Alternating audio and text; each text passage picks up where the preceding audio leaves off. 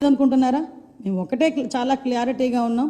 ఈ రోజు మేము ఏమీ తప్పు చేయలేదు కాబట్టే ఎక్కడ కూడా మీ క్లియర్గా కల్తీ జరిగింది అన్నది క్లారిటీ ఉంది కాబట్టే ఈరోజు మీరు చర్చకి రండి అంటే మేము సిద్ధంగా ఉన్నామని చెప్పాం. మీ చర్చకి రమ్మని చెప్పింది కూడా మీరే. దానికి మేము సిద్ధంగా ఉన్నామని చెప్తే మళ్ళీ పారిపోతారేంటి? ఇప్పుడు గుర్తొచ్చిందా బడ్జెట్? నా కమింగ్ 2 days బడ్జెట్ గురించి మాట్లాడాలని. మరి 4 రోజులు బడ్జెట్ సమయాన్ని ఎందుకు మీరు వేస్ట్ చేశారు? ఈ విషయాలన్నిటి మీద కూడా గౌరవ ప్రతిపక్ష సభ్యులు సమాధానాలు చెప్పాల్సిన అవసరం ఉంటుంది. మేము చాలా క్లియర్గా ఉన్నాం. ప్రజాహితం మళ్ళీ చెప్తున్నా, ప్రజాహితం గురించి మేము ఎటువంటి చర్చలకైనా మేము సిద్ధంగా ఉన్నాం. మేము ఆధారాలతో నిరూపిస్తాం. మీకు దమ్ముంటే ఆధారాలు తీసుకొచ్చి మాట్లాడండి.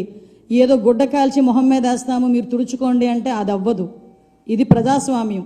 ప్రజలకి మనం సమాధానం చెప్పాలి. ఈరోజు ఇక్కడ కూర్చొని మాట్లాడుతున్నానంటే ప్రతిపక్షాలకు మేము సవాల్ ఇచ్చడానికి కాదు, ప్రజలకి మేము చెప్పుకోవాలి కాబట్టి, ప్రజలకి చెప్పాలి కాబట్టి మేము క్లియర్గా ఇక్కడ కూర్చొని మాట్లాడుతున్నాం. దయచేసి ఇది అర్థం చేసుకోవాల్సిందిగా కోరుకుంటున్నాం.